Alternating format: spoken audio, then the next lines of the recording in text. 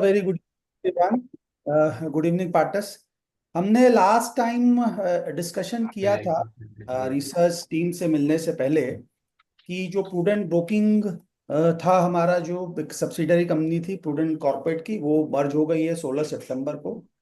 और आज के दिन में जितनी भी हमारे पास जो पूरा फाइनेंशियल प्रोडक्ट का जो बास्केट है, वो आज के दिन में प्रूडेंट कॉर्पोरेट के डेस्क में हमारे क्लाइंट्स को और पार्टनर्स को ये सारी चीज अवेलेबल है। जस्ट एक ओवरव्यू मैं देना चाहूंगा कि जैसे हम लोग जब आज रिसर्च की बात कर रहे हैं, तो मैं बताना चाहूंगा कि हमारे क्लाइंट्स को और पार्टनर्स को कि प्रूडेंट ब्रोकिंग में हम लोग रिसर्च, हमारी जो टीम है, हमारे जो हेड हैं, उनको लगभग 15 साल से वो आज हमारी कंपनी से जुड़े हुए हैं, रिसर्च दे रहे हैं। उनका मीडिया प्रेजेंस है, प्रदीप और चंदानी है, वीरेंद्र है, निहाल है, पार्थ है, वहाँ पे और भी काफ़ी लोग हैं जो रिसर्च कर रहे हैं। और ये रिसर्च का जो फायदा हो आप तक कैसे पहुंचे, क्लाइंट तक कैसे ये पहुंचे, अल्टीमेटली हम लोग चाह रहे हैं कि ब्रोकिंग को खाली एक टेक्नोलॉजी से ज़्यादा हम लोग कैसे वैल्यू एडिशन कर सकें, और उसी सेंस में हम लोग एफबी ब्रोकिंग को बेसिकली प्रमोट कर रहे हैं। तो टीम हमारे पास है, काफ़ी पुरानी टीम है, ऑलरेडी हम लोग रिसर्च कर ही रहे थे। अब कॉर्पोरेट में जब मर्ज होने के बाद ये फायदा कैसे हमारे पार्टनर्स को, जो हमारे म्यूचुअल फंड के पार्टनर्स हैं, उनको कैसे हो, उनके क्लाइंट्स को कैसे हो, बेसिकली वही वैल्यू एडिशन टर्म्स में हम लोग हर मंथ एक मंथली मीटिंग करते हैं, जहाँ की रिसर्च टीम से आपको एक मार्केट आउटलुक मिलता है।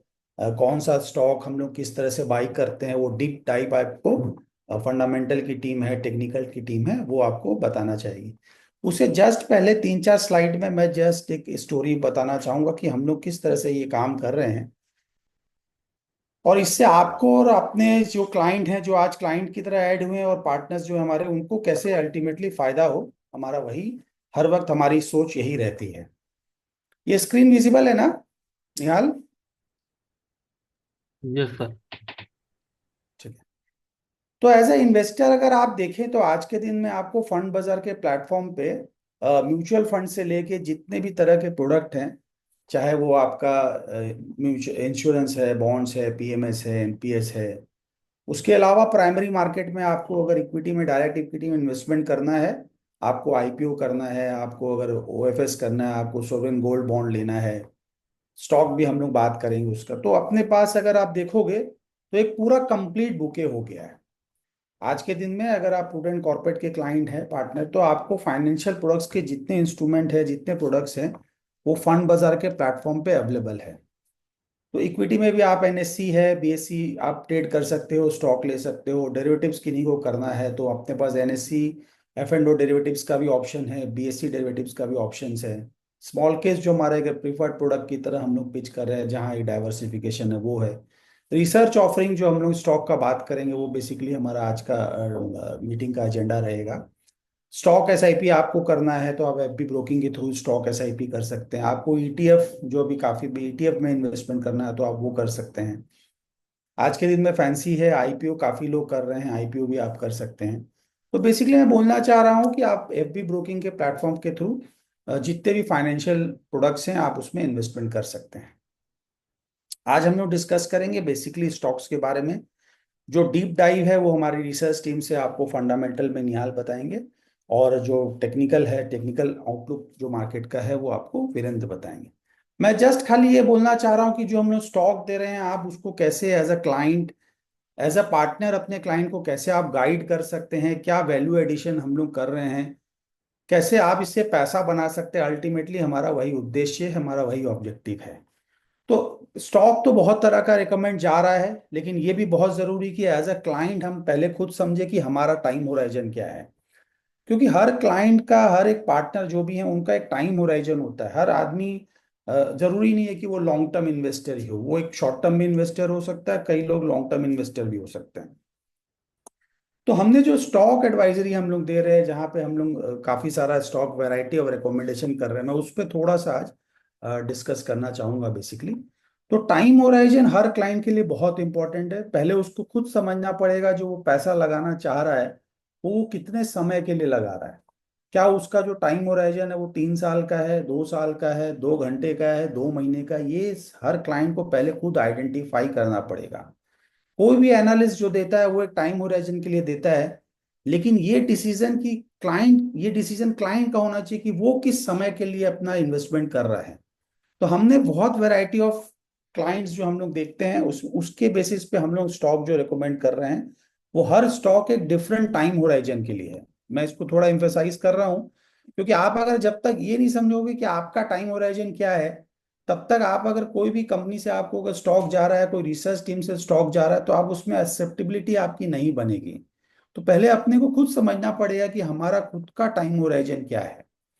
अब मैं थोड़ा प्रूडेंट के एंड से जो रिसर्च जाता है, जिस तरह का कॉल जाता है, उसका क्या टाइम होराइजन है वो आपको बताता हूँ। जैसे प्रूव आइडिया है, सो प्रूव आइडिया एक पूरा फंडामेंटल रिसर्च कॉल। अब जब फंडामेंटल हम लोग बात करते हैं, तो फंडामेंटल में बेसिकली अर्निंग्स आता है कि कंपनी का अर्निंग्स ग्रोथ क्या होगा। अर्निंग्स का मतलब हो गया कंपनी कैसे पैसा बनाएगी, कैसे उसका प्रॉफिटेबिलिटी ग्रोथ होगा। तो आप समझो कि अगर जब आप कोई कोई कॉल, कोई कोई भी रिसर्च एनालिस्ट फंडामेंटल बेसिस पे दे रहा है, तो उसका टाइम होराइजन कम से कम आने वाले 4 से 6 क्वार्टर, 8 क्वार्टर का रहता है। मतलब आज उसको अगर लगेगा कि नहीं, आगे जाके 4 क्वार्टर में कंपनी की प्रॉफिटेबिलिटी बढ़ेगी, तभी जाके वो फंडामेंटल कोई कॉल बनता है, फंडामेंटल स्टॉक बनता है, फंडामेंटल रिकमेंडेशन बनता है। तो जो हम प्रूव आइडिया रिसर्च रिकमेंड कर रहे हैं, वो एक अर्निंग्स के बेसिस पे है, जो एक फंडामेंटल एनालिसिस है पूरा, जहाँ की टाइम होराइजन हमारा 1.5 साल का है। मतलब कम से कम 6 क्वार्टर के बेसिस पे जब हम लोग को कोई स्टॉक लगता है कि धीरे धीरे परफॉर्म करेगा, तो हम लोग एक prove idea research recommendation generate करते हैं, जिसमें आपको पूरा एक डिटेल एनालिसिस मिलता है कि हर क्वार्टर ऑन क्वार्टर कंपनी का क्या परफॉर्मेंस ग्रोथ कर रहा है।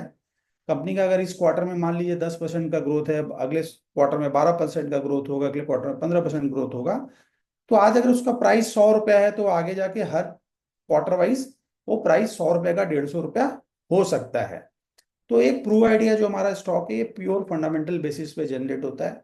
ऐसे नहीं होता है कि ये कोई स्टॉक हम लोग आज रातों रात हमारी टीम बना के आपको या निकाल के दे रही है। काफी मेहनत है। कोई भी स्टॉक जो रिकमेंड हम कर रहे हैं, मैं जानता हूँ हमारी टीम इसके पीछे काम करती है, इसलिए बता रहा हूँ आपको, क्योंकि एक स्टॉक सिलेक्शन करना एक प्योर साइंस है। आप इसको बिना पढ़े, आपको लगेगा कोई भी स्टॉक कहीं से कोई खबर आया, आप उसको ले लोगे, पैसा बन जाएगा। ऐसे शेयर बाजार में पैसा नहीं बना है।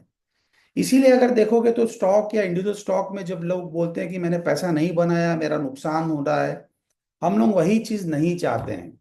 हम लोग बेसिकली चाहते हैं कि स्टॉक ब्रोकिंग में भी आप कैसे पैसा बनाओ, आपका एक्सपीरियंस अच्छा रहे। आप जब प्रूडेंट के प्लेटफॉर्म पे एफबी ब्रोकिंग के थ्रू अगर आप कोई इन्वेस्टमेंट कर रहे हो स्टॉक में, तो अल्टीमेटली आपका एक अच्छा एक्सपीरियंस बने, अल्टीमेटली आप पैसा बना के जाओ यहाँ से। इसीलिए मैं आपको बता रहा हूँ कि कोई भी स्टॉक, कोई भी टीम देती है, चाहे वो फंडामेंटल बेसिस पे देती है, चाहे वो टेक्निकल बेसिस के पीछे, उसके पीछे कुछ साइंस है, उसके पीछे कोई लॉजिक है, उसके पीछे कुछ मेथड है, उसके पीछे कोई मैथ्स है। वो ऐसे रातों रात सपना हमें नहीं आ जाता है कि ये स्टॉक निकल के आ गया, मैं आपको रिकमेंड कर देता हूँ। ठीक है। तो अपने को ये समझना पड़ेगा कि एक टीम है, उसके पीछे लोग हैं, वो एक्सपीरियंस्ड हैं, वो कहीं ना कहीं पूरा स्टडी करके एक आपको एक रिकमेंडेशन दे रहे हैं, जिसका अल्टीमेट यही ऑब्जेक्टिव है कि आप पैसा बनाओ। तो प्रूव आइडिया एक पूरा फंडामेंटल स्टॉक है, जहां time horizon more than 1 year का है। बहुत स्टॉक नहीं आता है, इसकी रिपोर्ट आती है, आप पढ़ो इसको। क्या स्टॉक है वही मैं आपको बताऊंगा थोड़ा सा, फिर डीप डाइव के लिए हमारी रिसर्च टीम आपको आगे बात करेगी। नेक्स्ट प्रू ग्रो है, जहां तक मेरे को समझ में आया है फंडामेंटल स्टॉक है, लेकिन कहीं ना कहीं जब उसमें कोई ब्रेकआउट आता है, एक टेक्निकल सपोर्ट जहां पे लगता है, वहां पे हमारी टीम उसको आइडेंटिफाई करती है, फंडामेंटल साथ में देखती है, उसका अर्निंग्स ग्रोथ देखती है, उसके बाद वो स्टॉक जनरेट होता है। तो कोई क्लाइंट आपका ऐसा भी आएगा, या आप एज अ क्लाइंट, आपका जब टाइम होराइजन बहुत ज्यादा नहीं, आपको लगता है नहीं बाजार बहुत अच्छा चल रहा है, अभी ऐसा स्टॉक ले जो 1 साल में 25-30% रिटर्न दे, तो आप प्रू ग्रो कर सकते हैं, प्रू ग्रो में इन्वेस्टमेंट कर सकते हैं। लेकिन आपका टाइम होराइजन लॉन्ग टर्म में, आप चाहते हैं नहीं ठीक है, हम जो ले लिए हम उसको 1 साल, 2 साल, 3 साल रख सकते हैं, आपका टाइम होराइजन लॉन्ग टर्म है, तो आप प्रू आइडिया में इन्वेस्टमेंट करो। आपका टाइम होराइजन 1 साल से कम का है, आपको लगता नहीं मैं 1 साल से ज्यादा स्टॉक नहीं होल्ड कर सकता हूं, तो आप प्रू ग्रो में इन्वेस्टमेंट करो। फिर तीसरा आता है जहां पे आपका time horizon as a client, as a partner, आपका टाइम होराइजन और शॉर्ट टर्म पीरियड का है। आपको लगता है नहीं, हमको अभी बाजार में बहुत तेजी लग रहा है, बाजार अच्छा चल रहा है, आप हमको ऐसा स्टॉक बताओ जो 1 महीना 2 महीना में हमको 10, 12, 15% का रिटर्न दे। तो वहां सर फंडामेंटल नहीं होता, आपको समझना पड़ेगा कोई भी कंपनी का फंडामेंटल 1 महीना या 1 दिन में चेंज नहीं होता है। आप अगर खुद बिजनेस कर रहे हो तो आपको ही पता होगा कि आपकी अर्निंग जो है तो साल में बढ़ती है। अब मेरी सैलरी एक साल में बढ़ेगी, तो वैसे ही कोई कंपनी का फंडामेंटल एक महीना में नहीं चेंज होने वाला है। वहां पे एक टेक्निकल एक स्टडी है, एक साइंस है, हमारे जो रिसर्च हेड है उसको स्टडी करते हैं, वो देखते हैं उस तरह का कॉल जो जहां पे लगता है टेक्निकल कहीं ना कहीं लंबा समय तक वो स्टॉक कंसोलिडेट करता है, उसके बाद ब्रेकआउट आता है, वो स्टॉक हम लोग प्रू अल्फा में आपको रेकमेंड कर रहे हैं। अच्छा स्टॉक है, मैं बार बार हर जगह यही बोलता हूँ, अच्छा का डेफिनेशन एक ही है कि ये निफ्टी 500 का स्टॉक है। तो निफ्टी 500 जो हमारा बास्केट है उसी से हम लोग ये स्टॉक दे रहे हैं, ये स्टॉक रेकमेंड कर रहे हैं, जहां पे कहीं ना कहीं टेक्निकल हमारे हमें सपोर्ट करता है, और काफी अच्छा परफॉर्मेंस इसका रहा है आज के दिन में।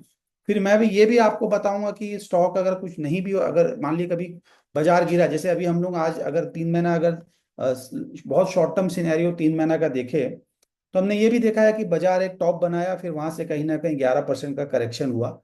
तो ऊपर जाने के बावजूद भी जो 11% मार्केट टूटा, उसके बाद भी प्रू अल्फा का जो स्टॉक था उसका क्या हुआ वो भी मैं आपको बताता हूँ। फिर आता है कि अगर आपका टाइम होराइजन 2 से 4 दिन का है और शॉर्ट टर्म होराइजन है, या एज अ क्लाइंट किसी का बहुत शॉर्ट टर्म होराइजन है, जिसको लगता नहीं बाजार में तो अचानक अभी आप देखेंगे 3 दिन के अंदर इंडेक्स 1000 पॉइंट लगभग बढ़ गया है, तो और शॉर्ट टर्म में हमको कोई 2 से 4 दिन का कोई स्टॉक बताओ। तो प्रूडेंट की रिसर्च टीम वो भी आपको रेकमेंड कर रही है, 2 से 4 दिन का भी स्टॉक है, लेकिन वो प्योर टेक्निकल स्टॉक है। आप समझ सकते हैं, फिर वही है, फंडामेंटल कोई 2 से 4 दिन या 2 महीना या एक महीना में नहीं चेंज होने वाला। वहाँ टेक्निकल जो एक साइंस है उसकी तरफ से स्टॉक जनरेट होता है, जहां आपको कहीं ना कहीं एक अपसाइड मिलता है, 3-4% रिटर्न भी आप उसमें जनरेट कर सकते हो। फिर डेरिवेटिव्स, जहां पे हम लोग को ये भी समझ में आ रहा है कि इंडिया में 5 से 10% लोग ऑप्शंस भी करते हैं, डेरिवेटिव्स भी करते हैं, खुद से करते हैं, वहां नुकसान ज्यादा देते हैं, पैसा वहां नहीं बनता है, टू बी फ्रैंक। अगर आप, मैं रिक्वेस्ट यही करूंगा कि आप हमारा रिसर्च कॉल देखो, हमारे डेरिवेटिव्स की आप कॉल देखो, जो भी हमारा टेलीग्राम चैनल या मोबाइल ऐप में आज के दिन ये सारी चीजें जारी है, आप उसको देखो, पहले कन्विंस्ड हो, आप करो मत। आप 3 महीना 6 महीना आपको लगता है कि नहीं लॉस होता है, आप मत करो। आपको नहीं समझ में आता मत करो। आपको अगर समझ में आता है, आपका रिस्क अपेटाइट है, तो आप हमारे कॉल में अगर कन्विंस है तो आप इसको फॉलो करो। इसमें मैं आपको ये बोल सकता हूँ कि आपका कैपिटल लॉस नहीं होना चाहिए। पैसा बनेगा जब आप डिसिप्लिन रहोगे।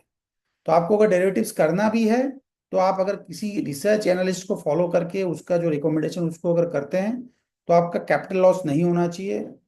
जो आप लॉस करोगे कम से कम उससे कम होगा, और आप डिसिप्लिन रहोगे तो पैसा जरूर बनेगा। फिर रिसर्च में हम लोग एक स्टॉक स्क्रीनर रिपोर्ट भी दे रहे हैं, जहां पे आपका जो भी होल्डिंग है, आपको लगता है कि नहीं बाजार अभी बढ़ रहा है लेकिन मेरा स्टॉक नहीं चल रहा है, क्योंकि हर वक्त हर एक साइकिल का मूवमेंट आता है। तो स्टॉक स्क्रीनर रिपोर्ट है जो प्योर अर्निंग्स वाइज हम लोग एनालिसिस करके देते हैं। वहां आपको क्या रखना चाहिए, क्या बेचना चाहिए, बेच के आपको पैसा म्यूचुअल फंड करना है या स्मॉल केस करना है, आप उसमें शिफ्ट कर सकते हैं।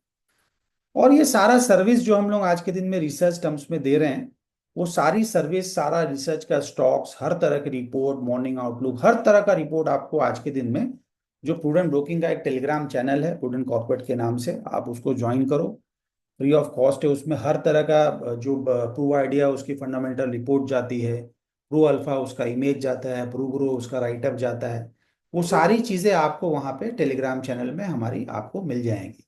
उसके बावजूद भी आपको लगता है कि आपका कोई क्लाइंट का क्वेरी है, आपका कोई क्लाइंट को स्टॉक में फंस गया, अभी मान लीजिए just an example, Adani stock गिरा, आपको क्या करना चाहिए, रिलायंस नहीं बढ़ रहा है, हमको क्या करना चाहिए, आगे जाके पावर इंडस्ट्री में क्या होगा, कोई सेक्टर में क्या होगा, आपकी कोई भी क्वेरी है as a client, as a partner, हमने आपको एक डेडिकेटेड व्हाट्सअप नंबर दिया है, आप हमारे आरएम से उसको ले सकते हो, या स्क्रीन में भी विजिबल है। आप उसमें मार्केट आए में क्वेरी करो, हमारी टीम उसको एनालाइज करेगी और फिर उसको आपको कोशिश करेगी कि मार्केट टाइम के अंडर अंडर हम आपको उसको रिप्लाई करें। तो आपको स्टॉक वाइज हर तरह के टाइम होराइजन का रिसर्च जा रहा है, स्टॉक जा रहा है। वैल्यू एडिशन के टर्म्स में आपको हम लोग व्हाट्सएप का नंबर, टेलीग्राम चैनल और हर तरह का जो हम लोग कोशिश कर सकते हैं कि हमारे क्लाइंट्स एफबी ब्रोकिंग में पैसा बनाए, वो हम लोग ये रिसर्च टर्म में आपको ऑफर कर रहे हैं, प्रोवाइड कर रहे हैं। ये कुछ फंडामेंटल स्टॉक्स है जो मैंने निहाल से अभी लिया है। आप देख सकते हो कि सब आपको समझ में आया। एचडीएफसी बैंक फंडामेंटली ये हर जगह आप आराम से ये सब स्टॉक बाई कर सकते हो। क्यों बाई करना है, निहाल आपको टीम जरूर बताएगा। लेकिन ये सारे स्टॉक्स जो मैंने खुद भी देखे हैं काफी अच्छा लॉन्ग टर्म में रिटर्न देते हैं। थोड़ा आपको पेशेंस रखना पड़ेगा, कम से कम 1 से 1.5 साल का टाइम होराइजन आप रखिए। अब मान के चलो अच्छा सक्सेस रेशियो है, अगर 10 कॉल हमने दिया है तो हम मैंने तो देखा है 10 अच्छा रहता है। फिर भी अगर 10 में से 7 या 8 भी अगर आपको अच्छा पैसा बना के देता है तो आप इसमें जरूर इन्वेस्टमेंट एक थोड़े लंबे समय के लिए, मिनिमम 1 से 1.5 साल का अगर आपका टाइम होराइजन हो, तो एचडीएफसी बैंक है, लेमन ट्री, एक्सिस बैंक, ये सब these are all good quality stock, you can easily invest in this type of stock. आप एक डाइवर्सिफिकेशन के थ्रू इन्वेस्टमेंट कर सकते हैं।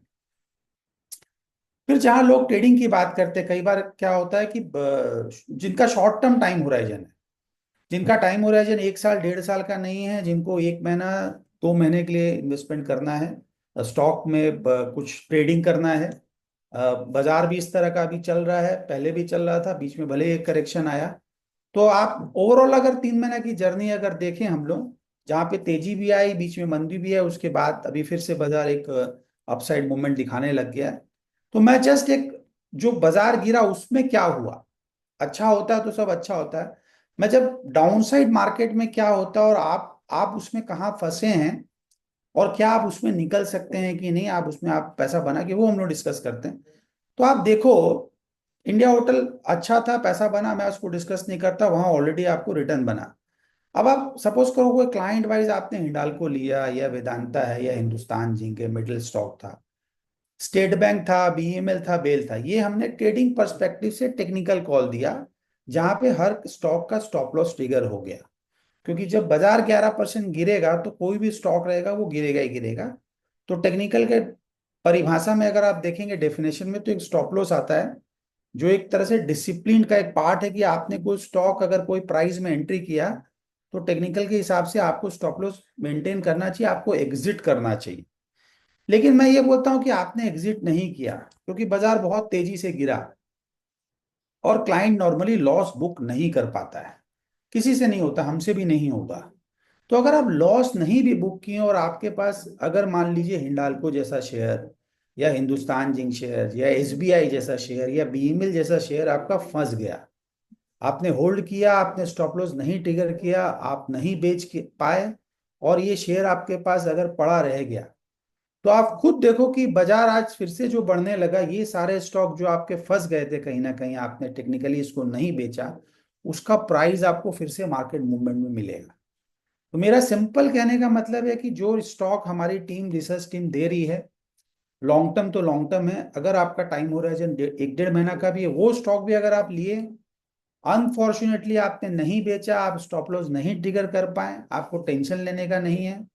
क्योंकि सारे स्टॉक इंडेक्स 500 के, हमारा बास्केट ही निफ्टी 500 का है, वो स्टॉक आपके पास अगर पड़े भी रह गए, तो आपको ऐसा नहीं है कि वो स्टॉक कोई 10 पैसा 20 पैसा का हो जाएगा। जब भी बाजार में अपसाइड मूवमेंट आएगा, आप मान के चलो ये स्टॉक आपको फिर से जो भाव है वो भाव देके जाएंगे, प्रॉफिट देके जाएंगे। तो आप ये टेंशन मत लो कि प्रूडेंट की तरफ से कोई भी स्टॉक का रिकमेंडेशन जाएगा और स्टॉप लॉस ट्रिगर हो गया तो आपका नुकसान होगा। आप बने रहो उसमें, आपको फिर से दोबारा पैसा मिलेगा। और लास्ट, आपको जो आज के दिन में एक रिक्वायरमेंट बेसिकली जो एग्जीक्यूशन मोड में आती है, उसके लिए आपको ऐप चाहिए। अपना एफबी ब्रोकिंग का ऐप है, हमने क्लाइंट्स को प्रोवाइड किया है, हमारे पार्टनर्स को भी बोला अपने क्लाइंट्स को प्रोवाइड करो। आपने नहीं अकाउंट खोला तो आप अकाउंट खोलो। ऐप में हमारा सारा वैल्यू एडिशन रिसर्च जा रहा है। वहाँ पे हमारा जो प्रीफर्ड प्रोडक्ट है, स्मॉल केस है, ईटीएफ है, स्टॉक एसआईपी, आपको जो भी चीज़, जो भी प्रोडक्ट में इन्वेस्टमेंट करना है, आप एफबी ब्रोकिंग ऐप के थ्रू कर सकते हैं।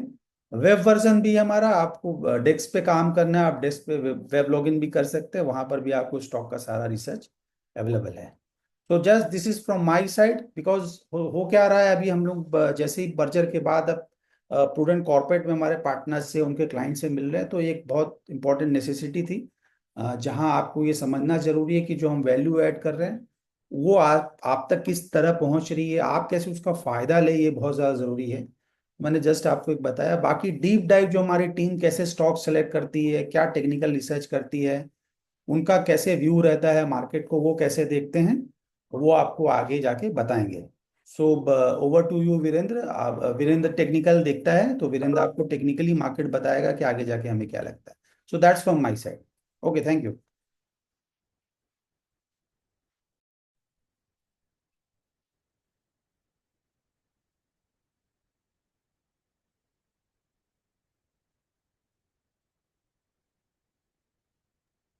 Virendra, you can start.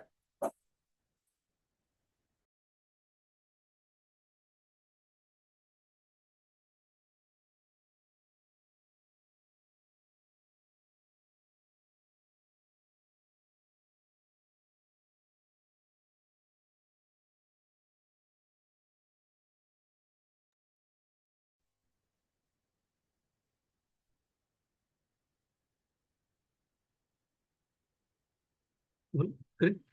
Audio. तो पहले हम एक निफ्टी का व्यू ले लेते हैं। तो लास्ट वीक के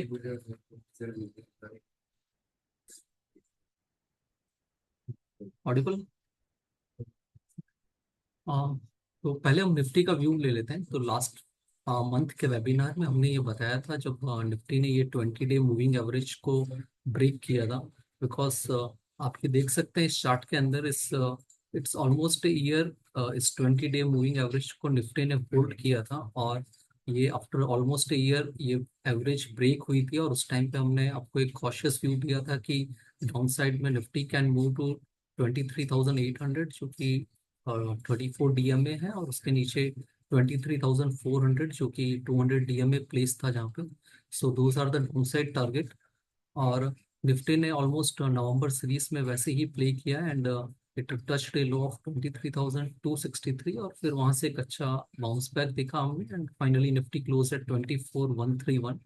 और for the month it close down by 0.3%। तो एक आउटलुक ले लेते हैं निफ्टी का। तो अभी राइट नाउ ये 20 डे मूविंग एवरेज है, वो 24,725 पे प्लेस है। 20 वीक मूविंग जो एवरेज है वो 24,725 पे प्लेस है। So that this is the immediate hurdle, क्योंकि ये जैसे सपोर्ट प्ले कर रहा था, अभी ये रेजिस्टेंस का रोल प्ले करेगा। तो इसके ऊपर क्लोजिंग वीकली क्लोजिंग बेसिस अगर निफ्टी क्लोज होता है इस एवरेज के ऊपर 24,725 के ऊपर, तो 25,125 एंड 25,602, जो कि 61.8 और 78.6% रिट्रेसमेंट है इस फॉल का, वो अपसाइड टारगेट रहेगा। और उसके ऊपर जो ऑल टाइम हाई है 26,277, that would be the next upside level. But उसके लिए ये जरूरी है कि वीकली बेस पे इस निफ्टी इस एवरेज के ऊपर क्लोज आए टू नेगेट द जो वीकली पैटर्न्स जो बने हैं उसको नेगेट करने के लिए। हाँ, वही डाउन साइड में हम देखें तो निफ्टी ने ये 23,263 का जो लो बनाया था, ये एग्जैक्टली ये ट्रेंड लाइन का इसने सपोर्ट लिया। यदि हम अक्टूबर 23 और जून 24 के जो लोस के हैं उनको एडजॉइन करते हैं, तो एग्जैक्टली निफ्टी ने यहीं पे सपोर्ट लिया। सो ये एक इमीडिएट सपोर्ट है डाउन साइड में 23,263। और ये यदि किसी कारण अगर रीच होता है, तो 22,000 जो कि 20 मंथ मूविंग एवरेज है, that would be the next crucial support to watch out in the downside.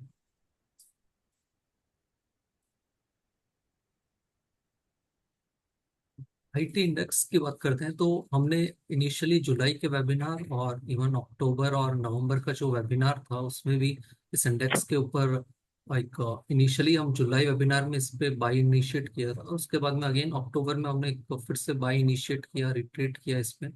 तो ये मंथली चार्ट्स है आईटी इंडेक्स का, और इसने 38,400 के लेवल पे मंथली चार्ट्स में एक ब्रेकआउट दिया था विद अपसाइड टारगेट ऑफ 45,800 और 51,000। तो हमारा यहाँ पे जो बुलिश व्यू है वो स्टिल इंटैक्ट है इस इंडेक्स के ऊपर। तो one can still buy this index. और उसके लिए बेस्ट है कि आप जो ईटीएफ अवेलेबल है, आईटीबीस है, आईसीआईसीआई टेक का ईटीएफ है, वहाँ पे तो आपको डाइवर्सिफाइड पोर्टफोलियो मिल जाएगा, तो you can buy that one. और यहाँ पे जो स्टॉप लॉस है डाउन साइड में, दैट वुड बी 40,000। उसके स्टॉप लॉस से one can still accumulate this index as सच।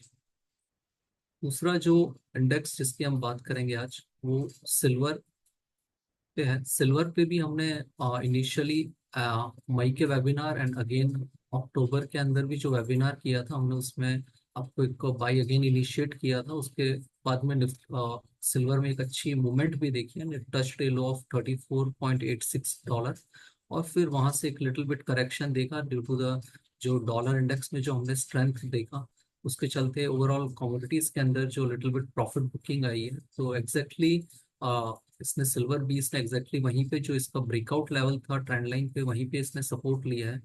तो स्टिल यहाँ पे हमारा जो बुलिश व्यू है इस कमोडिटी पे, that is still intact with an upside target of 35.24 initial, और उसके ऊपर 41.65, जो कि 61.8 और 78.6% रिट्रेसमेंट है यदि हम 2011 के हाई से जो करेक्शन आया था वहां से।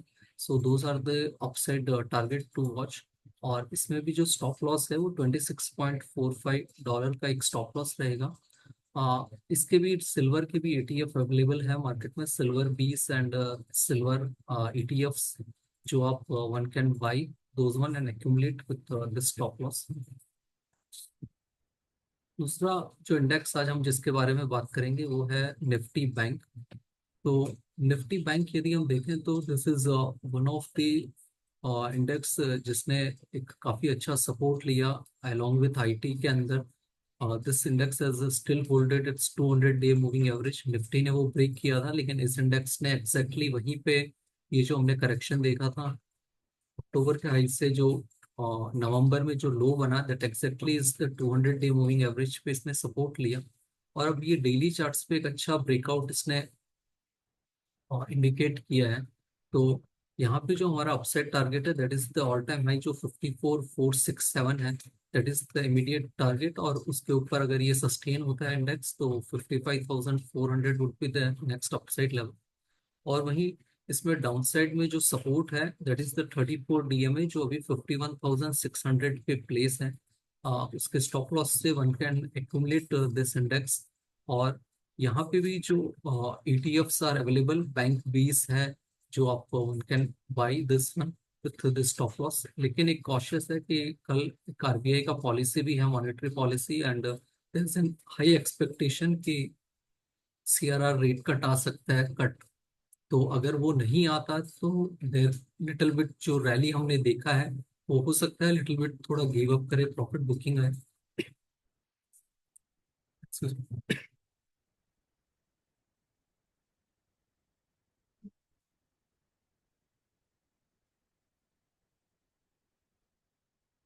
So, इसके अंदर एक कॉशियस वही एक का कि मॉनेटरी पॉलिसी में कल क्या आउटकम आता है। अदरवाइज डेली चार्ट्स पे जो ब्रेकआउट है one can by this one with 51,600 के स्टॉप लॉस से। प्रू अल्फा, जैसे कि अंकुश सर ने भी आपसे ये शेयर किया था, तो ये जो प्रोडक्ट है इसके अंदर प्योरली टेक्निकल कॉल होता है। और यहाँ पे जो यूनिवर्स है वो NSE 500 के स्टॉक्स रहते हैं, और यहाँ पे जो टाइम हॉरिजन है वो 1 to 2 मंथ से रहता है। तो ये हमने 15 रिकमेंडेशन, टोटल रिकमेंडेशन मतलब, या फिर तो न्यू रिकमेंडेशन या वो रिकमेंडेशन क्लोज हुई हो लास्ट मंथ है, तो उसमें 1 में स्टॉप टारगेट हिट हुआ है, 6 में स्टॉप लॉस हुआ है, and 8 calls are still open. So this is the disclaimer. Investments equity market are subject to market risk. Read all the related documents carefully before investing. That's my part. Now I hand over to Neha. Thank you.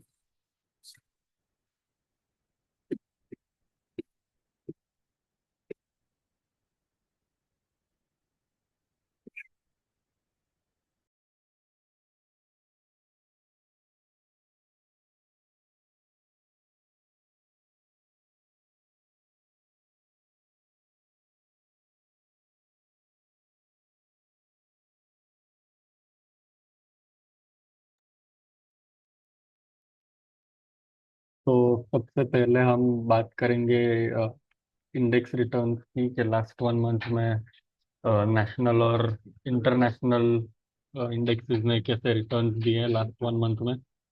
तो सबसे पहले हम बात करते हैं Nifty की। वो 2% up रहा है लास्ट मंथ में। मिड कैप इंडेक्स 4.2% जितना अप रहा है, स्मॉल कैप इंडेक्स 4.5% जितना ऊपर रहा है। तो ये हम देख रहे हैं कि जो लास्ट टू लास्ट मंथ एक डाउन ट्रेंड आया था निफ्टी में, काफी इंडेक्स नीचे गिरा था, 10-11% फ्रॉम इट्स पीक नीचे गिरा था। उसके बाद लास्ट मंथ में एक थोड़ा ग्रेजुअल रिकवरी हुआ है, एंड तब भी काफी एक्सपर्ट्स और हम भी कह रहे थे कि जो करेक्शन था that was a healthy correction.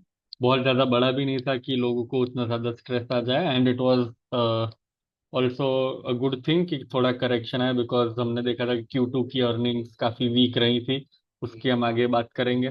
और उसके रिएक्शन में कैसे FII सेलिंग ने भी एक रोल प्ले किया था इंडेक्स को थोड़ा नीचे लाने में।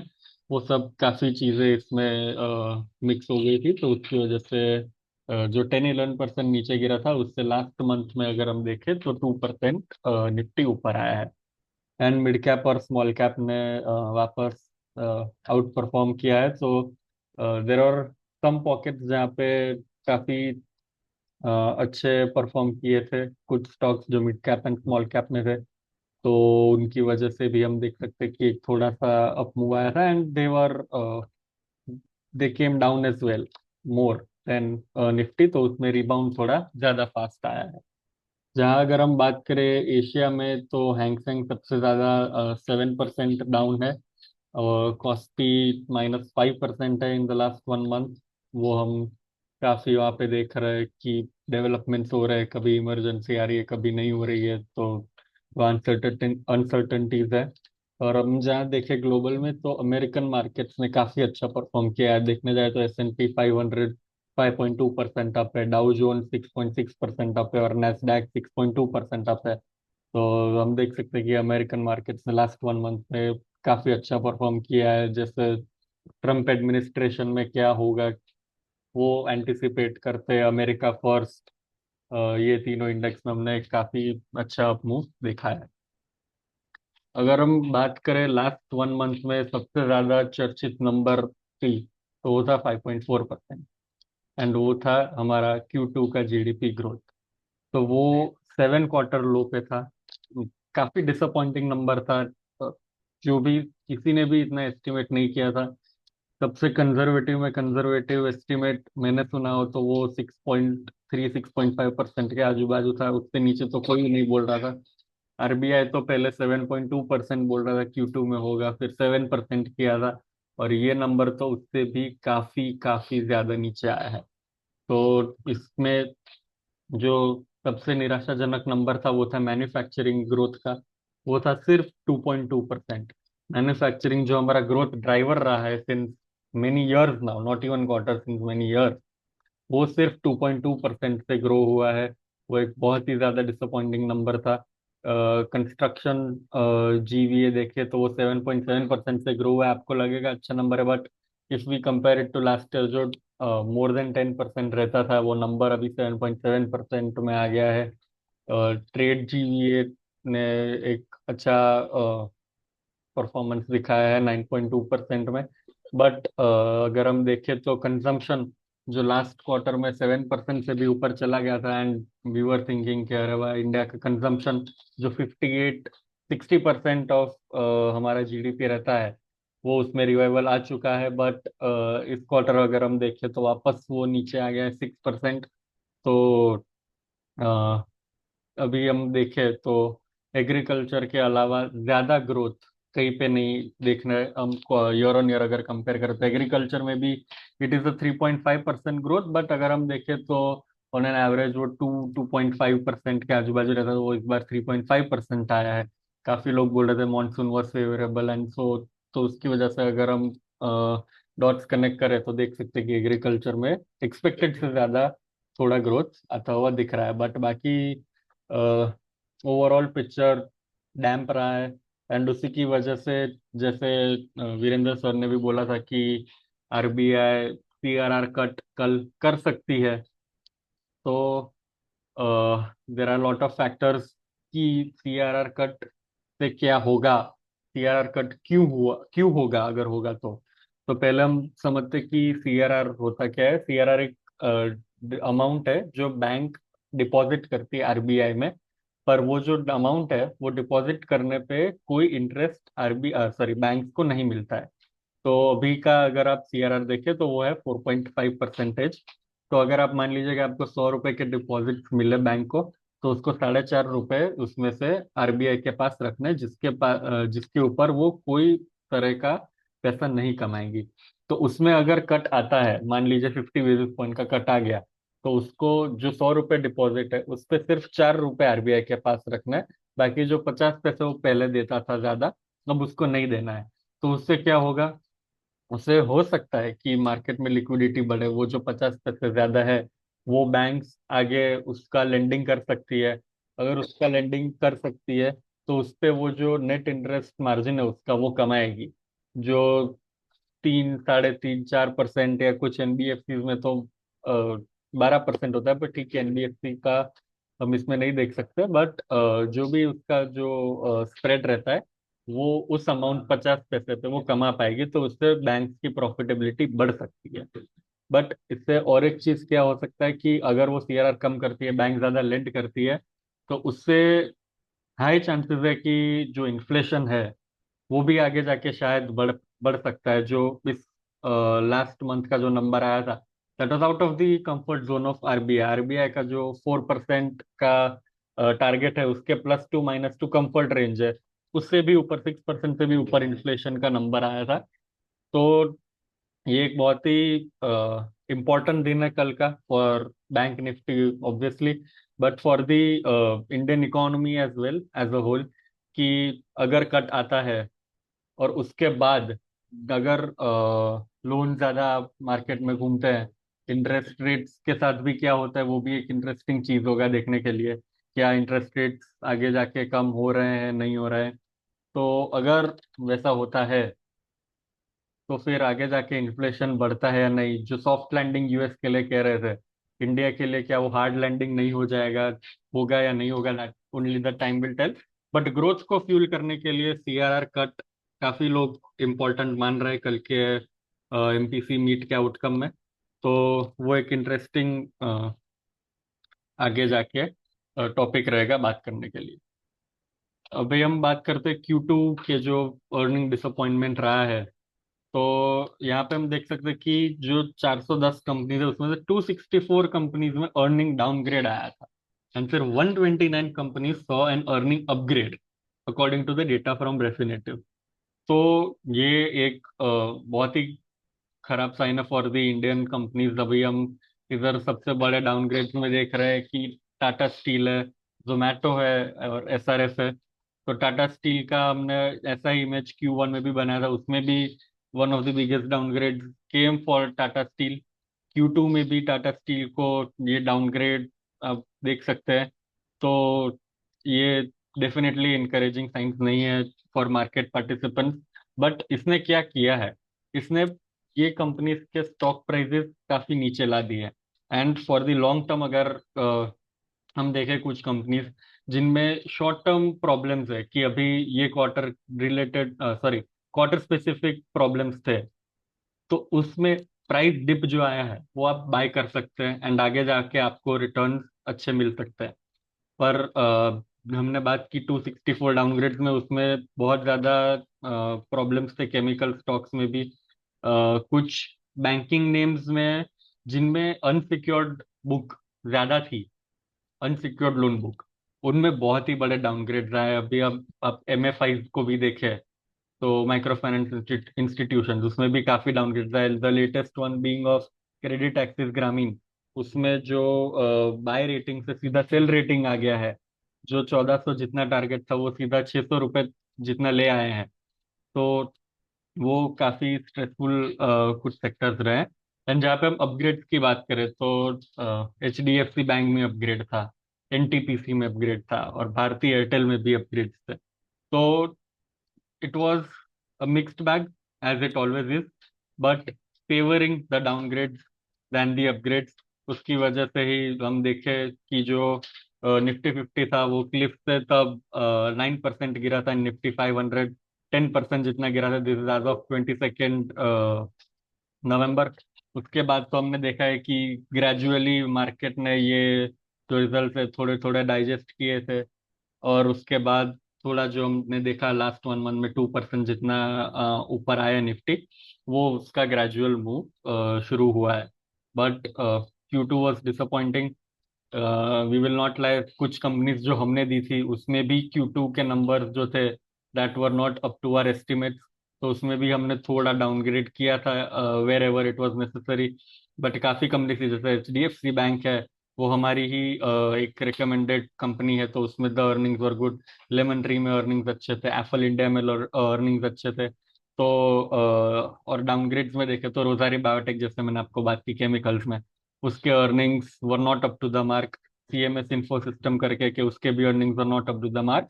तो वैसे हमारे में भी द अपग्रेड्स एंड डाउनग्रेड्स किए थे according to the result that came in for Q2। तो पर ये सब हो गया, ठीक है, बट आगे जाके क्या? अगर हम इधर देखें तो फंडामेंटल्स जो है इंडियन कंपनीज के, इंडियन मार्केट के, वो भी स्ट्रांग है। इधर हम देखें तो रिटर्न ऑन ROE जो है हमारा, वो अभी भी 10 ईयर एवरेज देखे तो 20% से ऊपर। ऐसी 34% कंपनी है, मतलब तीन में से एक कंपनी ऐसी है जिनका 10 ईयर एवरेज ROE 20% से ऊपर है। This is only second to USA।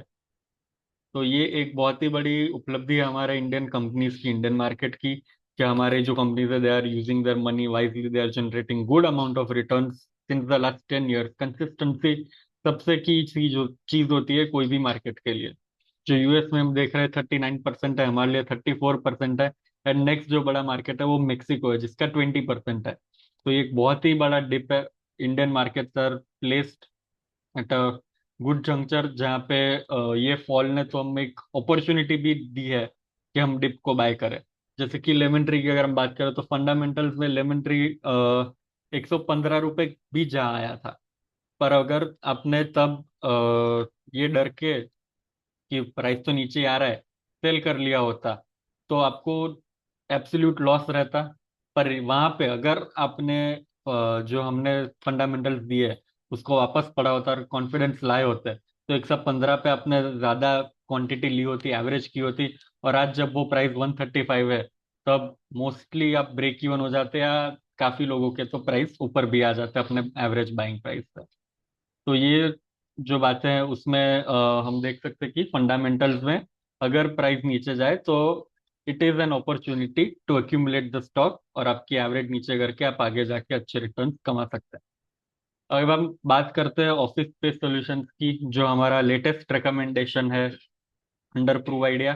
तो वो हमने क्यों दिया? सबसे पहले तो हम इंडस्ट्री को समझते हैं। जो इंडिया का फ्लेक्सिबल वर्क स्पेस मार्केट है, that is set to grow at 25% CAGR over the next 3 years। That is at almost 4 times the pace at which the commercial real estate sector is to grow. तो वो 6 to 7% का estimate है कि commercial real estate space का, but flexible work space का है 25% CAGR for the next 3 years। तो it is a huge Tailwind. आप भी देखते होंगे अपने अपने सिटी में कि कोवर्किंग स्पेसेस की जगह काफी बढ़ रही है। आपको हर कहीं पे दिखेगा कोई ना कोई कोवर्किंग स्पेस है, कोई भी बड़े बिल्डिंग में आप जाइए। फिर ऑफिस ही क्यों? तो office has more than 1.1 lakh operational seat in 180 centre. तो ये एक काफी बड़ा नंबर है। अकॉर्डिंग टू सम रिपोर्ट्स वो फिफ्थ लार्जेस्ट है office in the coworking space market in India. तो फिफ्थ लार्जेस्ट है, उसका एक काफी अच्छा उनको प्रॉफिट मिलता है। And it provides wide spectrum of flexible work space solution. आपको 5 साल के लिए चाहिए तो आपको 5 साल के लिए वो कॉन्ट्रैक्ट कर देंगे, आपको एक दिन के लिए चाहिए तो एक दिन का भी वो कॉन्ट्रैक्ट कर देंगे। एंड वो सिर्फ बड़ी कंपनीज के लिए ही नहीं, वो स्टार्टअप्स को भी केटर करते हैं, वो SMEs को भी केटर करते हैं, एंड MNCs को तो वो करते ही हैं। और ऑफिस का मेन USP जो हमको लगता है वो है कि वो हो स्मॉल कोहोर्ट स्पेसेस पे फोकस करते हैं। तो जो 100 से नीचे की सीट्स रहती हैं उनमें उनका मार्केट शेयर काफी ज्यादा है। जो दूसरी कंपनीज है वो ज्यादा वालों को टारगेट करती है। बट वो बोलते हैं कि if one of those company says कि हमको कल से वो स्पेस नहीं चाहिए, तो उसको वो सीट रिप्लेस करने के लिए बहुत ज्यादा टाइम लग जाता है और कैपेसिटी यूटिलाइजेशन कम हो जाती है। तो यहाँ पे हमने नीचे डायग्राम में भी आप देख सकते हैं कि 43% of their seats of their cohort are less than 100 seat. तो अगर वो एक टाइम पे जाते भी है नोटिस देके कि भाई हम 2 महीने बाद 3 महीने बाद यहाँ पे स्पेस वेकेट करना चाहते हैं, तो उनको वो रिकवर करने में कम टाइम लगता है, उनको ज्यादा इजी रहता है। तो वो एक बहुत ही अच्छी स्ट्रैटेजी है जो उन्होंने यूज की है, जिसकी वजह से उनका जो यूटिलाइजेशन है 70% से ऊपर ही रहा है कंसिस्टेंटली। यहाँ पे 73% था अगर हम पर स्टाफ की बात करें तो FY25 के। एंड क्लाइंट मिक्स जो है उसमें आप देख सकते हैं कॉर्पोरेट 66 है, SMEs 20% है, 13% स्टार्टअप्स एंड 1% फ्रीलांसर्स है। यहाँ पे जो 1,10,000 उनकी सीट्स है, वो दो मॉडल्स के अंदर उन्होंने बनाई है। एक है street lease model, plain vanilla business है उसमें। आपके आपने एक जगह देखी मॉल में, फॉर एग्जांपल एक कमर्शियल बिल्डिंग में, सॉरी, उसमें आपको अच्छा लगा, आपको वो फ्लोर चाहिए, वो फ्लोर आपने लैंड ओनर से लीज पे ले लिया और उस पे आपने जो भी इंफ्रास्ट्रक्चर बिल्ड करना था वो सब बना के आपने उसमें काम करके उसको रेंट पे डालना चालू कर दिया। तो उसमें पूरा जो रेंट है वो भी भरना है, जो भी ऑफिस में कैपिटल एक्सपेंडिचर आपने किया सब बनाने के लिए वो भी आपके कॉस्ट में है। तो उसके जैसे उधर आपका पैसा बहुत ही ज्यादा एंगेज रहता है। तो उसके अगेंस्ट उन्होंने दूसरा एक मॉडल है मैनेज्ड एग्रीगेशन मॉडल। मान लीजिए आपको वही कमर्शियल स्पेस अच्छी लगी और आपने उसके ओनर के साथ बात किया कि मैं तुझे रेंट नहीं भरूंगा। आपका मान लीजिए 5 लाख रुपए का रेंट होता है उसका महीने का, तो मैं आपको 5 लाख रुपए महीने के नहीं भरूंगा, आप मेरे से साथ पार्टनरशिप कर लो। जो भी रेंट आएगा, रेवेन्यू का या जो भी प्रॉफिट हो, वो उनका अलग ही रहता है। जो भी केस टू केस बेसिस पे वो बात करते हैं, नेगोशिएट होता है। तो उसके हिसाब से आप जितना भी केपेक्स होगा वो 50-50 हो जाएगा। जितना भी रेंट होगा वो आपको भरना ही नहीं, आपने एक मिनिमम गारंटी दे दी है कि भाई आपका 5 लाख रेंट बनता है, आपको मैं 3 लाख तो दूंगा ही दूंगा, और ऊपर का जो भी हो वो हम शेयर करेंगे। तो वैसे उस मॉडल में उनका पैसे कम ब्लॉक होते हैं, और उसकी वजह से उनका ROCE in that model is 78% against only 33% in SL model. और उनके जो नए प्रोजेक्ट्स आ रहे हैं 67%, मतलब 2/3 of those seats are coming under managed aggregation model. उसकी वजह से वो एक्सपांड भी फास्ट कर पा रहे हैं। एंड जैसे प्रॉफिट शेयरिंग की बात हुई तो राइट साइड में आप देख सकते हैं कि जो यूनिट इकोनॉमिक्स है वो कैसे बैठते हैं। ऑब्वियसली जैसे प्रॉफिट शेयरिंग होगा तो उसकी वजह से आपके मार्जिन कम बनेंगे, 22% मार्जिन है ऑन एन एवरेज, एंड जहाँ पे SL मॉडल में 32% है। बट आप देखिए कि वो जो एक जितने पैसे में से वो एक यूनिट बना पाता है, उससे वो 2 यूनिट्स बना पाएगा। तो उसकी वजह से managed aggregation model is way better, return generates way better returns than the state lease model. अगर हम बात करें रिस्क की, तो रिस्क में सबसे बड़ा रिस्क है कि कंपटीशन कंपटीशन बहुत ही ज़्यादा है। USP ज़्यादा रहता नहीं है इसमें। आपको अगर कोई जगह पे स्पेस चाहिए तो आप नहीं देखोगे कि वो ऑफिस है या कोई दूसरा है, आपको कंफर्टेबल लगा आप वहाँ पे चले जाओगे। तो वो अगर कंपटीशन ज़्यादा हाई रहा तो जो हमने एस्टिमेट किया 4% जो प्राइस हाइक एवरी ईयर वो लेंगे, that is a conservative one obviously. 4% price hike, अगर वो ज्यादा कंपटीशन रहा तो वो उतना भी शायद ना ले पाए, जिसकी वजह से उनके मार्जिन को हिट आ सकता है। Slow down in office leasing across India can also impact the occupancy level of office.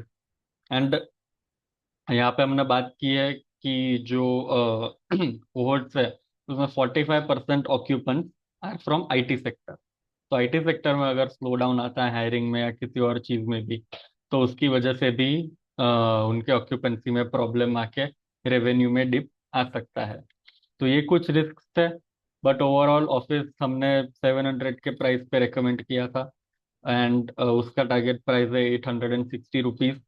तो that is for FY 2026 perspective, मतलब one one year and some 3-4 months to गो।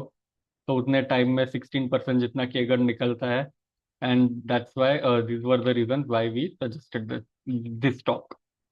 अगर हम बात करें BLS इंटरनेशनल की, जो हमने लास्ट ईयर एंड में दिया था, तो वो तब हमने इनिशिएट किया था द प्राइस ऑफ 296, तब हमारा टारगेट प्राइस था 366।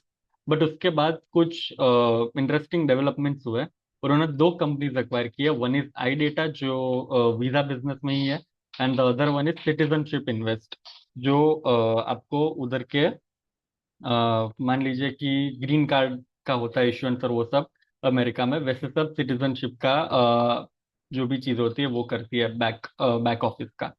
तो आई डेटा जो है उसका operating margin are more than 45%। That is a very good number. इसका जो मार्जिन है that was close to 30% BLS का। तो उसकी वजह से, एंड सिटीजनशिप इन्वेस्ट का भी मार्जिन आर वेरी गुड। और उसके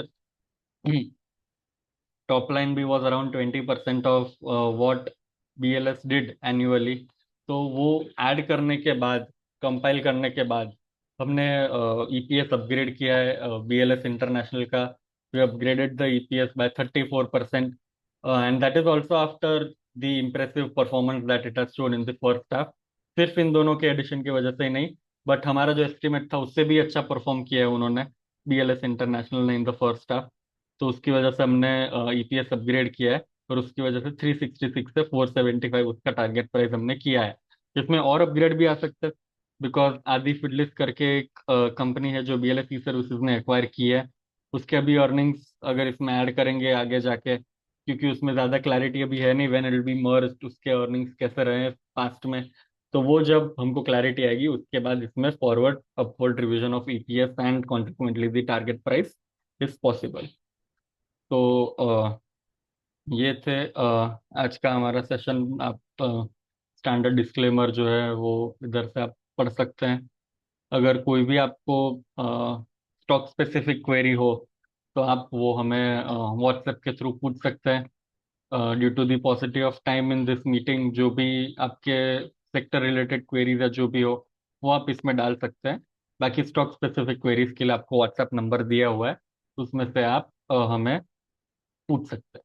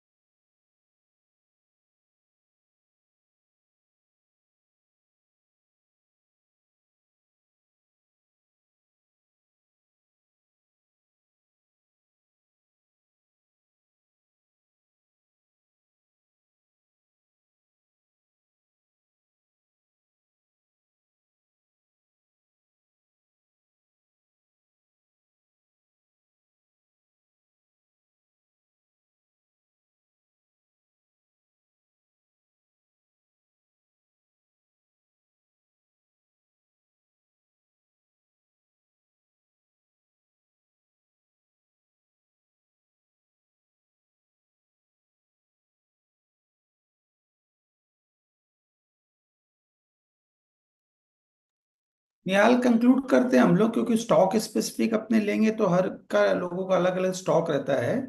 हम्म. So I think stock specific would be best if we can just reply on WhatsApp.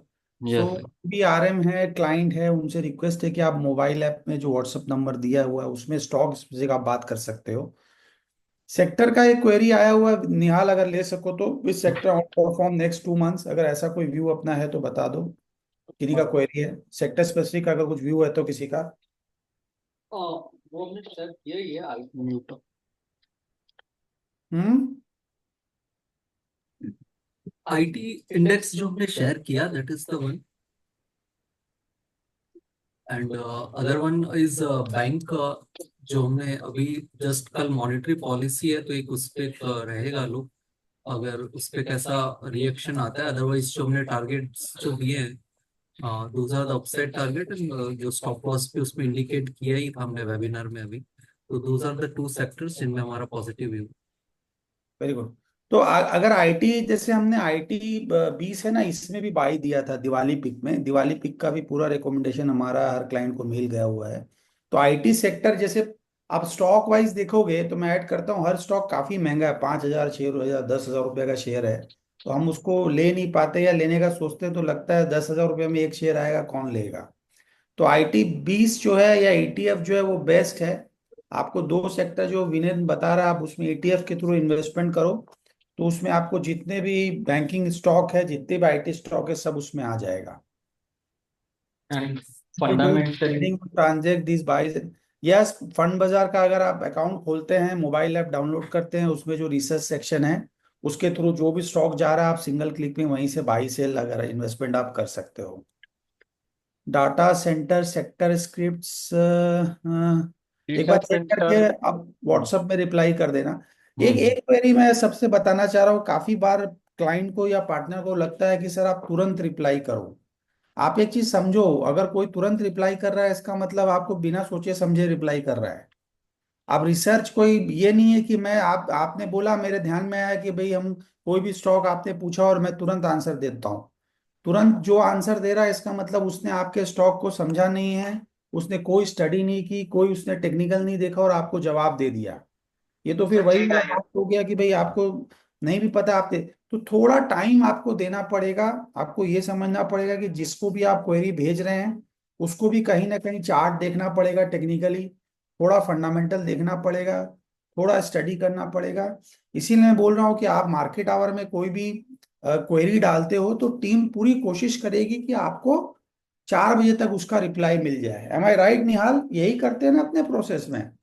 Yes sir. और जो एफ एंड ओ के भी रहते हैं उसका तो हम ट्राई करते हैं कि 15 मिनट्स में ही उनको आंसर मिल जाए, 15-20। Great, great. तो क्लाइंट को और मैं पार्टनर वही बोलना चाह रहा हूँ, आपने जो भी व्हाट्सएप में डाला है उसकी रिप्लाई आपको मिल जाएगी। और ये सारा जो रिसर्च हम लोग आज डिस्कस की और हर मंथली बेस पे डिस्कस करते हैं, उसका फायदा आप कैसे लें, अल्टीमेटली हमारा यही ऑब्जेक्टिव है। इसीलिए हम लोग हर मंथ सेशन कर रहे हैं। आप अगर इस सेशन में अगर आ रहे हो, आरएम भी आ रहे हो, तो आप एक स्टडी का एटीट्यूड लेके आओ, एक लर्निंग एटीट्यूड लेके आओ। क्योंकि मेरा खुद का रिसर्च बैकग्राउंड रहा है और मैं देखता हूँ रिसर्च का सेशन सबसे बोरिंग होता है। 95% लोग जो रिसर्च वाला सेशन ज्वाइन करते हैं, या तो उनको बहुत इंटरेस्ट रहता है लर्निंग का तो ऐड करते हैं, या मैंने मेरी टीम को बोला ऐड कर ज्वाइन करना तो ऐड कर लिया प्रेशर में, या फिर जो है कि वो ऑन करके और कुछ दूसरा काम करे तो ही ये ऐड करते, टू बी फ्रैंक।